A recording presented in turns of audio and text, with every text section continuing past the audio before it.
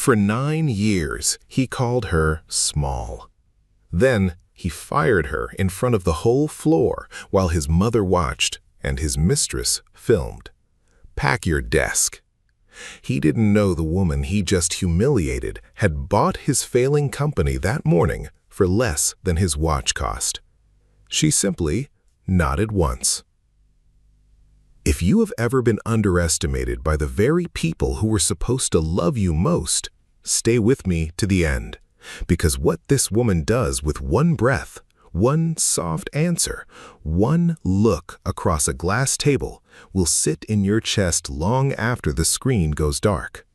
Hit that like button, subscribe, and tell me in the comments, would you have stayed silent or would you have burned it all down? The city was Atlanta, and the tower was glass and steel, 16 floors of it, with the name Whitfield Logistics stamped in gold above the lobby doors. That gold shine was newer than the trouble hiding behind it. Inside, the company was bleeding out slow. Trucks sat idle in the yard, vendors called and were not called back. Half the desks on the main floor stood bare, and the workers who remained whispered about layoffs whenever the boss turned his back. The boss was Andre Whitfield, tall, sharp-jawed, always in a pressed suit, always moving like a man who believed a camera was on him even when none was. That particular morning, one was. His people had gathered near the front of the floor because a major client, the Harlan account, had gone sideways overnight. A shipment routed wrong, a buyer furious on the phone before sunrise.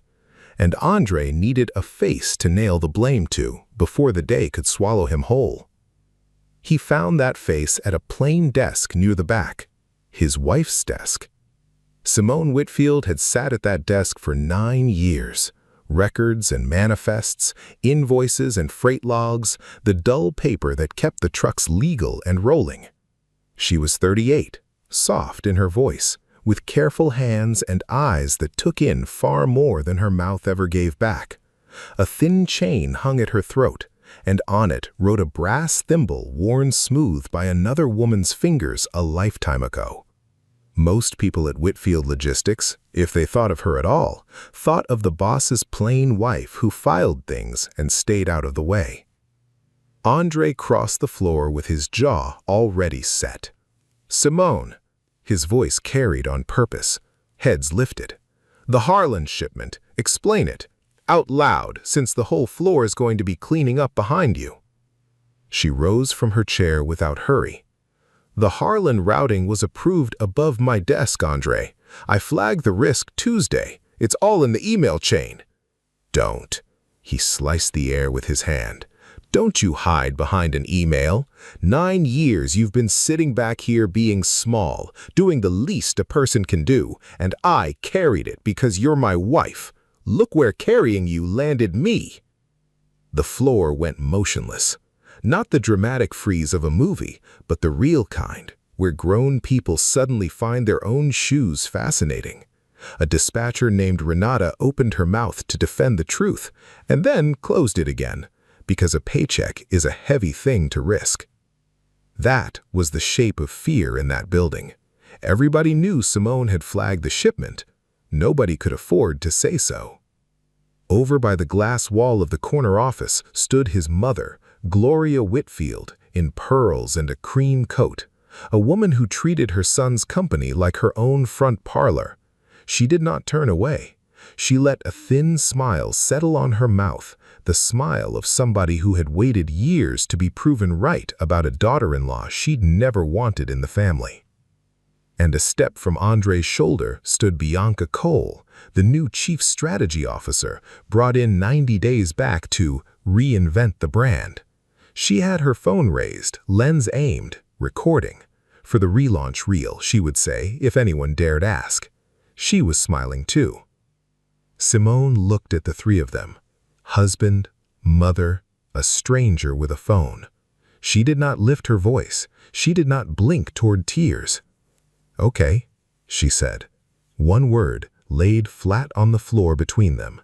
Then she sat back down, slid open her bottom drawer, and moved a folded envelope from it into her bag. A young clerk 2 desks over, a kid named Darnell, caught 2 words printed across that envelope before it vanished. Ruth Holdings. He had no idea what it meant. He tucked it into the back of his mind anyway, the way you do when a thing feels heavier than it looks. Simone glanced at the watch on her wrist. Not the nervous check of a woman afraid of her boss, the measured check of a woman confirming the hour of an appointment she had already set. Then she returned to her freight logs as though the last minute had never happened. Andre walked off feeling 10 feet tall. Bianca lowered her phone. Gloria adjusted her pearls.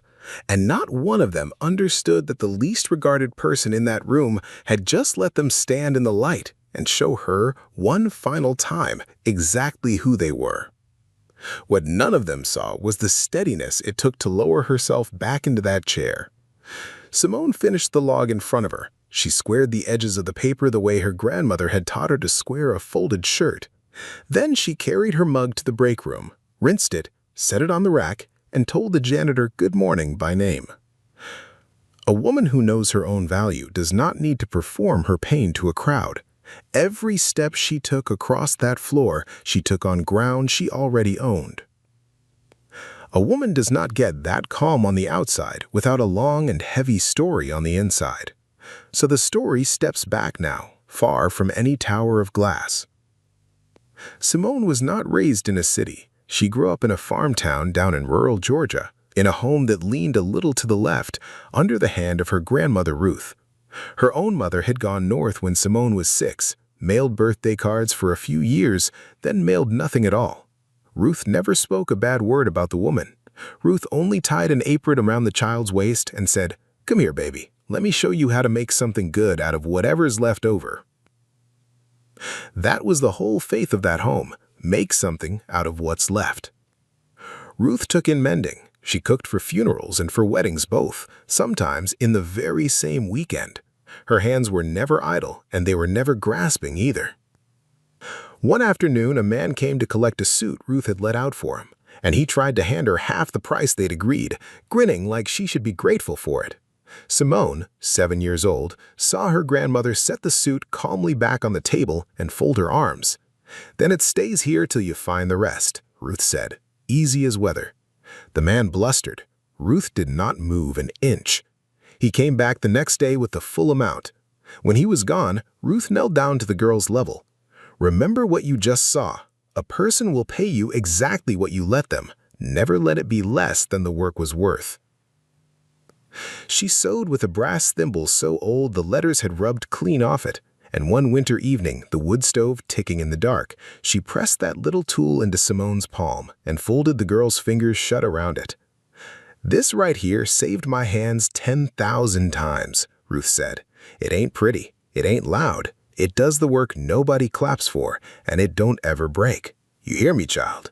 A woman builds her worth with patient hands, in the dark, where there's no audience, and no man alive gets to stand over you and set your price. That number was never his to name." Simone was 11 that winter. She did not understand all of it yet, but she wore that little keepsake on a chain from that night forward, and she never once took it off, not to sleep, not to bathe, not for anybody. She met Andre at a community college fair when they were both 22. He was hungry then, honest then, working night shifts to help his father Walter keep 3 delivery trucks on the road. Simone believed in him before there was one single thing to believe in. When Walter passed and left the little company to his son, it was Simone who sat up at the kitchen table doing the books by hand. Simone who took the low clerk's job so the payroll could stretch one more week. Simone who folded her own dreams down and slid them into a drawer so his could have every ounce of the light. In the early years, she had a dream of her own, and she said it out loud exactly once. She wanted a real storefront, her grandmother's name painted on the window, tables where folks could sit and eat and stay a while. She told Andre on their 2nd anniversary. He kissed her knuckles and said, "One day, baby, when the company's steady." The company was never steady. So the dream went into the drawer with the good silver, and she stopped bringing it up, and she built that storefront in her head instead, brick by brick, where nobody could tell her to wait her turn. But she never stopped making something out of what was left. On weekends, at that same scarred kitchen table, she began to jar things. Her grandmother's pepper relish, a honey and clove spread that made people close their eyes on the first taste, cornbread mix tied in cloth sacks with a hand-stitched label. She sold at a church market, then at 2, then carried a crate into a corner grocer run by an old man named Mr. Pruitt. He put 6 jars by the register on a Friday. By Monday, he was calling her for 40 more. "Baby, whatever this is," he told her, "folks are coming back in for it before they finish the first one." She named it Ruth's Table. Andre laughed the first time he noticed the labels stacked on the counter. "That's cute, baby," he said, already looking at his phone. "Little hobby of yours." He never asked about it again. He never noticed when the little hobby grew teeth. And grow it did. Across 9 patient years, jar by jar, handshake by handshake, Ruth's Table climbed from a card table at a church to shelves in stores across 3 states. A regional grocery chain signed her after a single tasting. A specialty distributor drove 2 hours to sit at her kitchen table and left with a contract. She hired her first 2 employees, then 10, then a modest kitchen crew that ran 6 days a week. By the time this story catches back up to itself, that thing Andre called cute earned enough in 1 strong year to carry an ordinary family's mortgage for a solid decade and still leave plenty in the ground to plant again. Simone never announced a dollar of it. She kept building where there was no audience, exactly the way the woman who raised her had taught her to. A quiet woman is not an empty house. She fed what she earned back into the work and back into people. She covered tuition for 2 of her nieces. She kept her grandmother's leaning home standing long after Ruth was gone. New roof, straightened porch, the wood stove still working. And she looked on, season after season, as the man she had believed in when he had nothing slowly came to believe he had built the entire world with his own 2 hands. Ruth passed the spring Simone turned 30. She left behind no savings and no land to speak of, only a leaning home, a cigar box of thread and buttons, and that one worn token on its chain. At the graveside, an old woman Simone barely knew took her hand and said, "Your grandmother mended half this county and never once let a soul shortchange her. You carry that now." Simone carried it. She carried it straight into a marriage that was slowly forgetting her name, and she never set it down. There was a night, 2 years before any of this, when a national grocery chain flew a buyer into Atlanta just to court Ruth's Table. Simone came home lit up from the inside, wanting to tell somebody, wanting to tell him. Andre sat at the table behind his laptop and his worry, and when she said a big account had finally come through, he answered without lifting his eyes. "That's good, baby. I've got real numbers to figure out tonight." Real numbers? She stood in the doorway a moment, then went and wrote the buyer back herself. She stopped bringing him her good news after that. A person can only knock on a closed door so many times. Now the story climbs back up into the tower to show how deep the rot had gone. Whitfield Logistics had been dying for 2 full years, and Andre could not force the word past his teeth. His father's name rode above the door in gold. To Andre, failure was not a spreadsheet problem. It was a grown son standing at his father's grave with empty pockets and nothing to show. That fear did something ugly to him. It made him loud where he used to be steady, grasping where he used to be sure. It made him reach for anybody who swore they could make the fear stop. Bianca Cole swore that exactly. She walked in with a slide deck, a warm laugh, and a story about money. A rescue fund, she called it. Private backers ready to pour fresh life into the company Andre cleaned up the payroll and modernized. There was no rescue fund. There never had been.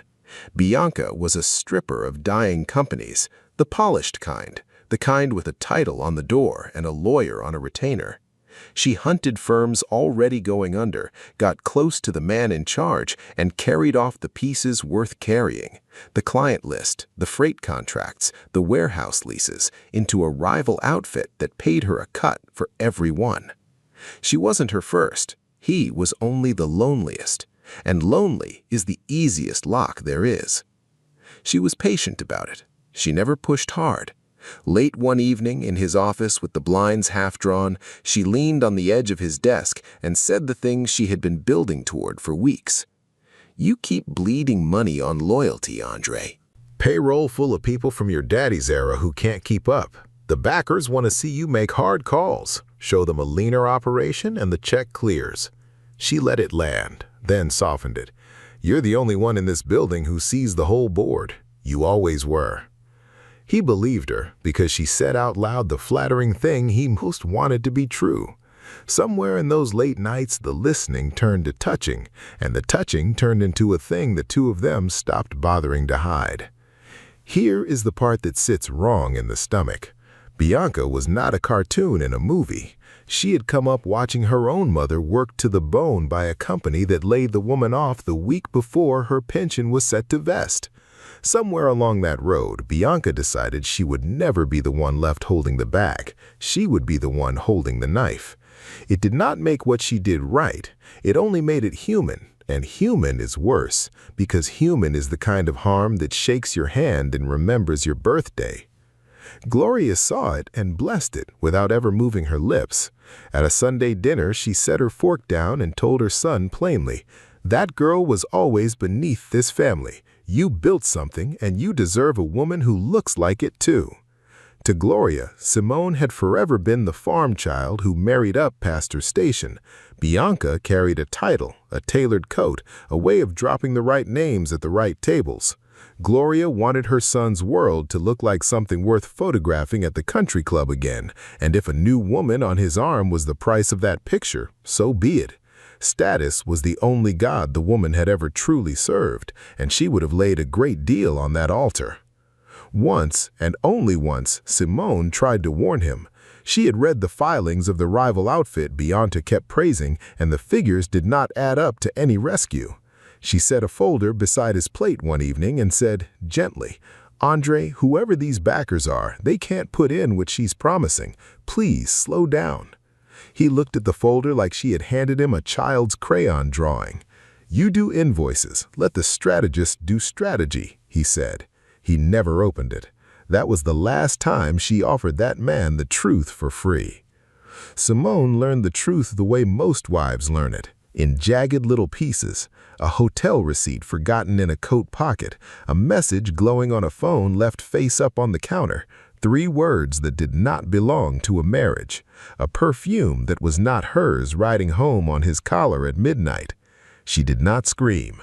She sat at her grandmother's table, turned the worn token slow between her fingers, and felt the thing in her chest go from hot to cold to a stillness with no bottom to it. They still shared a bed in those months, back to back, a canyon of cold sheets between them. He mistook her silence for peace. She lay awake doing the kind of accounting no ledger keeps. 9 years of dimmed lights and swallowed news, and 1 child's worth of grief he never even knew to mourn. Somewhere in that dark, she stopped waiting for him to roll over and finally see her. That was the night the marriage truly ended, long before any paper said so. Everything after was just the world catching up to what her heart already knew. There is a grief that never gets a funeral, and Simone was already carrying one before Bianca ever arrived. This fresh betrayal pressed down on that older bruise until she thought she might split clean in 2. Here is what Andre never knew, what he had been far too busy failing to notice. 4 years back, in the worst stretch of the company's long slide, Simone had been carrying their child. She lost the baby alone in a county hospital on a night her husband did not answer his phone because he was across town closing a deal that collapsed by morning anyway. He came home smelling of another person's cigarettes and asked mildly why the house was so dark. She told him she was under the weather. She never told him the rest. She folded that loss down and slid it into the drawer with everything else she had ever buried without a marker. So when the receipt surfaced, Simone did not shatter the way a fresh wound makes you shatter. She had already learned the terrible skill of working while she bled. For weeks she went numb, drifting through her days like a woman moving underwater, filing her manifests, coming home to a marriage that was only furniture now, turning that worn bit of metal over and over until it ran warm against her thumb. Would a lesser hurt have broken her louder? Maybe so. But old pain teaches a harder kind of patience than new pain ever could. She kept a calendar on the refrigerator, and in those weeks she noticed she had stopped crossing off the days. Time had gone shapeless on her. She cooked meals she did not eat. She pressed shirts for a man who came home later and later. And every so often she would stand in the doorway of a room they had painted a soft butter yellow 4 years back for a child who never rode home in it, and she would breathe slow until the walls stopped leaning in. Grief has a geography. She had learned the hard way to walk its edges without falling all the way in. Then one night, the numbness lifted, and something older and far steadier stood up in its place. She opened her laptop at the kitchen table. She pulled 2 years of Whitfield Logistics filings onto the screen. The debts, the liens, the slow collapse she read better than Andre ever had, because she had been studying the company's bones from the shadows for years. She saw what he was too proud to see. The firm was not merely sick, it was for sale to anyone willing to shoulder its debt, and almost no one was. She made a single phone call to a name not one soul in that glass tower would have recognized, a lawyer who handled the buying of broken things. "Set the meeting," she said into the phone. "Bring the papers and bring the notary." Then she shut the laptop, and for the first time in weeks, she slept all the way through the night. In the weeks that followed, she moved like a woman with nothing left to prove and nowhere she needed to rush. She met the lawyer at dawn, before work, and read every line herself. She freed up the cash by selling off one piece of Ruth's Table's holdings, and she never flinched at the figure, because she had always known that what a thing costs and what a thing is worth are 2 different numbers. She told no one, not her nieces, not her kitchen crew, not one soul in that tower. The whole plan lived in a single place, behind the calm face she carried to work each morning. The best traps are never loud. This one would close without a single raised voice, and the people caught inside it would not feel the door shut until it was already latched behind them. The paperwork took a few weeks to move through banks and lawyers and a distressed asset court. Andre never noticed, because Andre had stopped studying anyone but Bianca and anything but his own reflection in the tower glass. He read the calm in his marriage as defeat. He read his wife's silence as surrender laid down at his feet. He had it precisely backwards, which is the exact mistake proud men make in the last hour before the floor gives way beneath them. The morning it all closed was an ordinary Tuesday. The attorney slid the final page across the polished walnut desk. "Mrs. Whitfield, once this signature is notarized and the court filing is time-stamped, Whitfield Logistics officially transfers to Ruth Holdings. There is no appeal period. Ownership becomes effective immediately." Simone read every line herself before lifting the pen. She signed without hesitation. The notary pressed the seal into the paper with a firm click. "Congratulations, Mrs. Whitfield. As of 6:40 this morning, Ruth Holdings is the legal owner of Whitfield Logistics." Before the sun had fully cleared the skyline, in a lawyer's office across town, Simone signed her name across a stack of documents and became the sole owner of Whitfield Logistics. She bought the entire failing company, the trucks, the leases, the tower with the gold letters, every bolt of it out of its own debt, for a figure so slight it would have shamed the family to hear it read aloud, less than what Andre had once put down on the home the 2 of them used to share. A drowning company buried in what it owes is almost nothing, and Simone had learned as a child how to make something out of what's left. Then she drove to work. She let her husband humiliate her over the Harlan account in front of the whole floor. And she waited, because there was one more room she needed the man to walk into entirely on his own. That room opened at 3 o'clock. Andre had called all hands in the big boardroom, the one with the long glass table and the wall of windows staring out over the city. He wanted every worker there, all of them, because he had an announcement and the man could never once resist an audience. He was going to unveil the new direction, the layoffs dressed up as vision, Bianca's fingerprints smudged across every slide. And he had decided to make the message land hard and clean, that he would open by firing the oldest, least regarded name on the payroll in front of the whole company. A sacrifice to prove he meant business. His own wife. The workers filed in and lined the walls. Gloria took a chair near the front, pearls and cream coat, chin lifted. Bianca stood at Andre's right hand with her phone already up, lens already warm, wearing that same smile.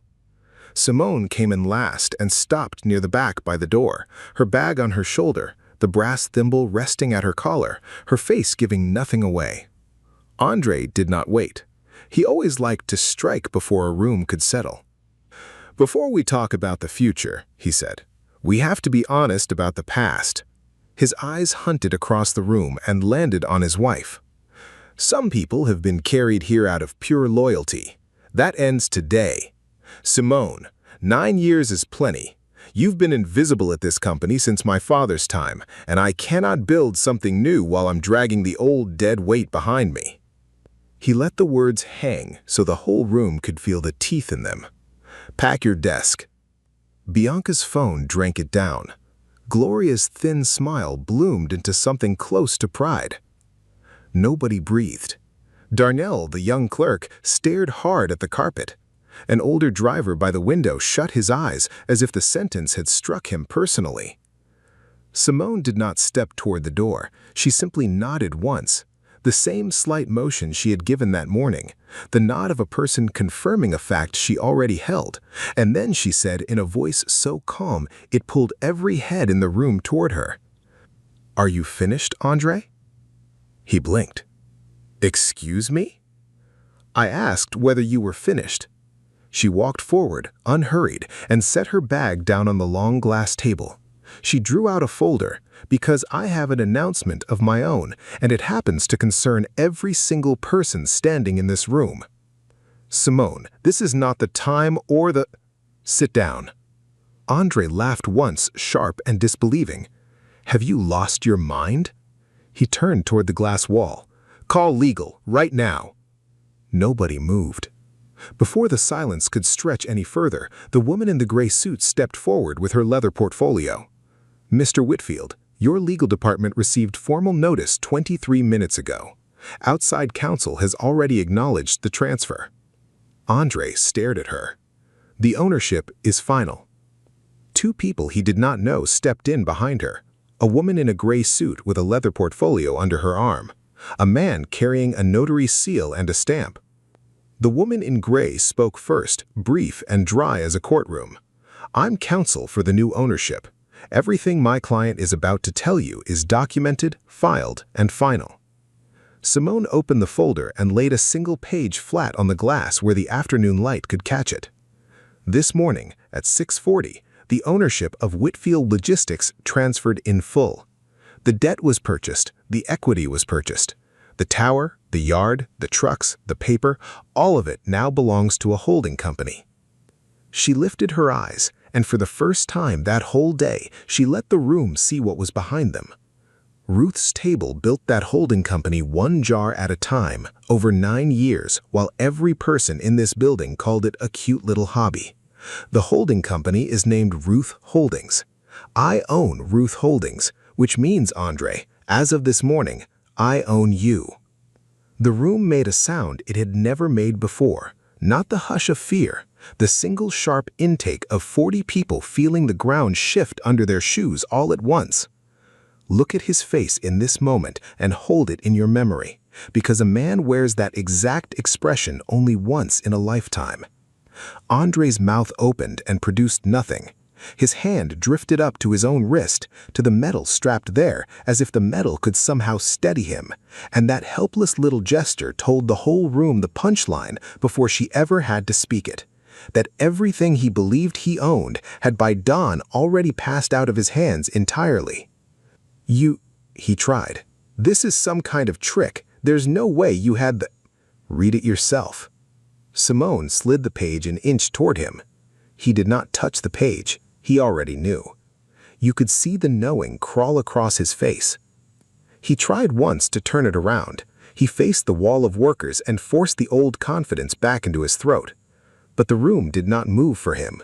The drivers studied their boots. The schedulers looked to Simone. The only motion in the whole boardroom was Bianca's heels already stepping backward toward the side door. Andre had spent years believing the loyalty in that building belonged to him. He learned in a single breath that everything he believed he owned had by dawn already passed out of his hands entirely. Bianca's smile was gone. The phone was still up, but her hand had started to tremble, because Bianca read contracts better than anyone breathing in that room, and Bianca had just seen her entire scheme lose the host it had been feeding on.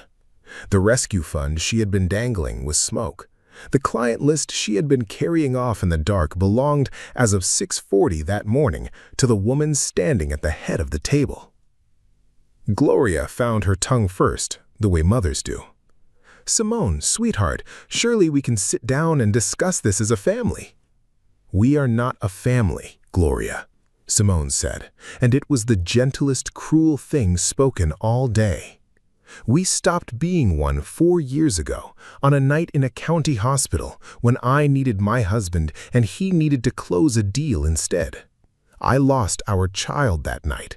He never even knew there was a child to lose. So let us not pretend there is a family at this table for me to spare." That was the cost, and she paid it out loud in front of everyone, because some truths a woman can only set down by laying them where the light can finally reach. Andre's face changed, not toward anger, but towards something far worse, the slow horror of a man tallying what his blindness had actually cost him.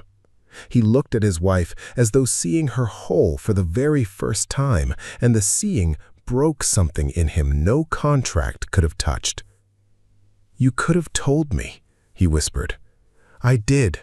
For 9 years. You called it small." She closed the folder. And here is the part that kept it real, and not a fairy tale. She did not raze the place to the ground.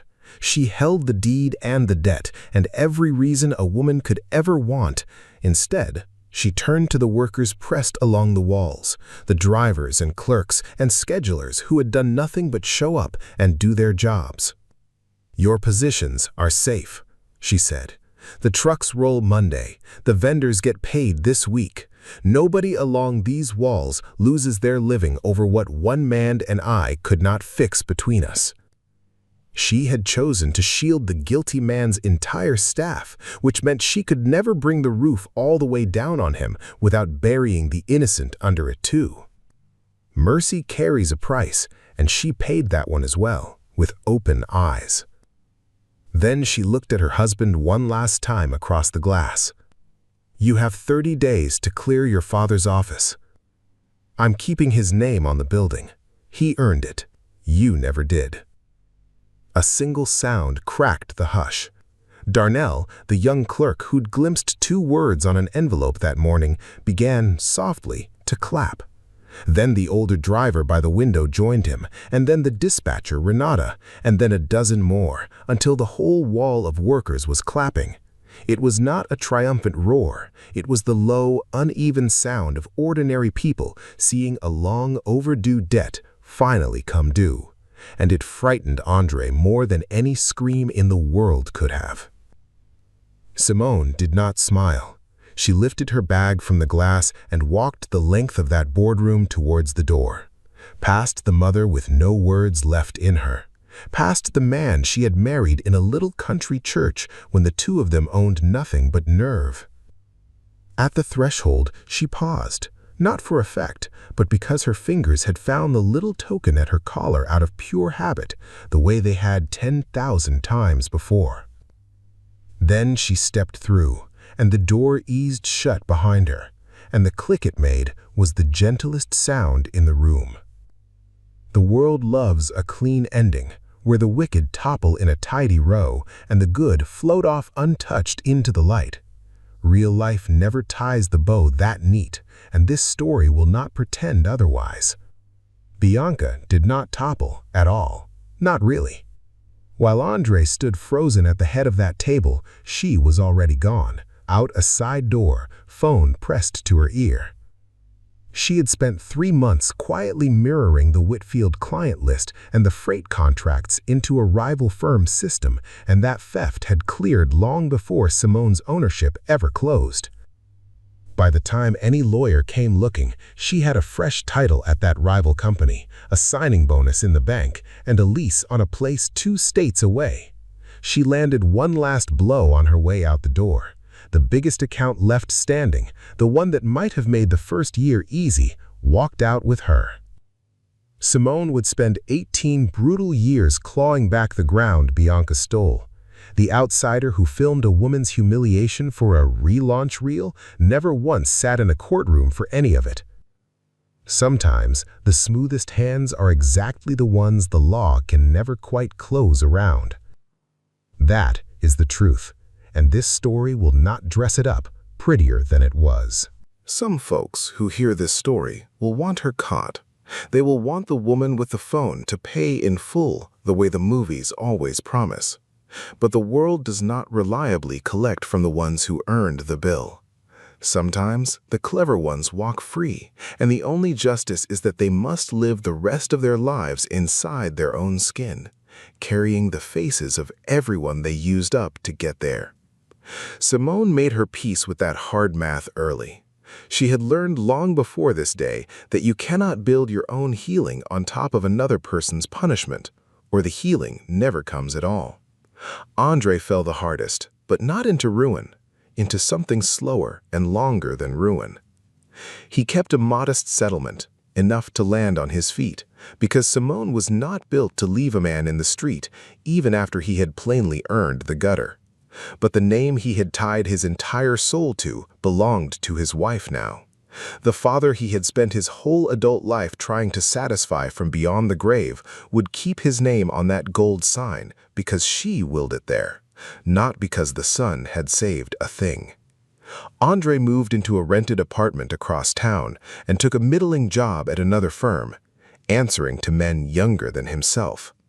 Every morning on the highway, he passed freight trucks and had to wonder whether they were hers.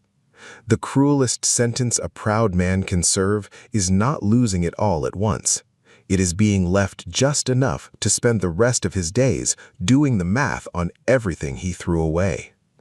He reached for Bianca twice in the weeks after it all came down. The first time, she was polite and brief. The second time, the number no longer accepted his calls. Whatever he had told himself the two of them were to each other, she had always known it was only a job, and the job was done. Gloria fell in the one place she had built her entire life, her regard for other people. The story moved through her church and her clubs and her Sunday tables the way those stories always travel, faster than any truth and twice as far. And it did not travel gently for the mother who smiled while her son fired his wife off the payroll. The friends who once filled her calendar found their phones ringing at the worst times. The invitations thinned. The pearls stayed shut in their velvet drawer. Status was the only god the woman had, and that god, it turns out, does not keep the faithful once the name has walked out the door. There was a gala that autumn, the one she had chaired for 10 years running, and this time her name was nowhere on the program. She went anyway, in the pearls, and stood near the bar while women she had lunched with for 2 decades found sudden reasons to be facing the other way. She left before dessert. On the drive home, she passed the tower with her family's name glowing gold above the doors, and she understood, at last, that it glowed there only by the grace of the very woman she had smiled past while her son did his worst. And Simone. Simone stepped out of that boardroom the owner of everything she stood upon, and she was not untouched, and this story will not let you believe she was. She carried a scar out of that tower no deed could ever mend. A marriage she had once fought hard for, ended by her own honest hand, and a buried grief from a county hospital finally spoken aloud after 4 years of hauling it in the dark. Winning did not hand her back the young man from the college fair, honest and hungry at 22. It did not hand her back the child. It handed her the truth, and her grandmother's name over the door, and a clean, aching kind of freedom. That is what a real victory looks like when you hold it in your 2 hands. It always costs. Some months later, on a slow Sunday, you would have found her back at her grandmother's leaning home down in rural Georgia, the one she had kept standing all these years. A new label lay spread across the old kitchen table, and a pot simmered on the stove, and the brass thimble rode warm against her collarbone. Ruth's table was moving its offices into that gold-lettered tower now, filling the bare desks with people who made honest things, and the freight that used to sit dead in the yard rolled out full again every morning. She had kept every worker who wanted to stay. She had hired back 2 the old regime had cut loose before her time. She had raised the dispatcher who almost spoke up for her into a manager's chair. She did not throw a party, and she did not move into the corner office behind the glass wall. She handed that office to her team and kept a plain desk by a window, because plain desks had always suited her, and because from there she could keep the loaded trucks in view. Some evenings she stayed late, not from worry, but from love of the work itself, the same love her grandmother had carried for a straight seam and an honest price. Her father-in-law's name stayed on the front of the building. Inside, at long last, it ran on hers. She sat a long while at that table, turning the little keepsake over in her fingers, hearing her grandmother clear as the wood stove ticking through all those winters gone. A woman builds her worth with patient hands in the dark where there's no audience, and no man gets to set your price. She understood it fully now, in a way an 11-year-old never could. A quiet woman is not an empty house. She is a home with the deed held close to her chest and the lights burning bright in rooms you were never once invited to enter. If there is a single thing worth carrying out of this story, let it be this. A person's true worth is built low and slow in the hours nobody witnesses, and it can never, not ever, be priced by the ones too proud to look up and see the building going on right in front of them. The people who call you small are only confessing how far their own eyes can reach. They are not telling you one thing about how far you can go. If Simone's strength moved something loose in you today, do this before you go. Tap that subscribe button and share this story with somebody who needs the reminder that their worth was never other people's to set. And leave me one word down in the comments, just the word "seen," if this story found you right where you were sitting. I will be reading them, every one. Take good care of your patient hands. I'll meet you in the next one.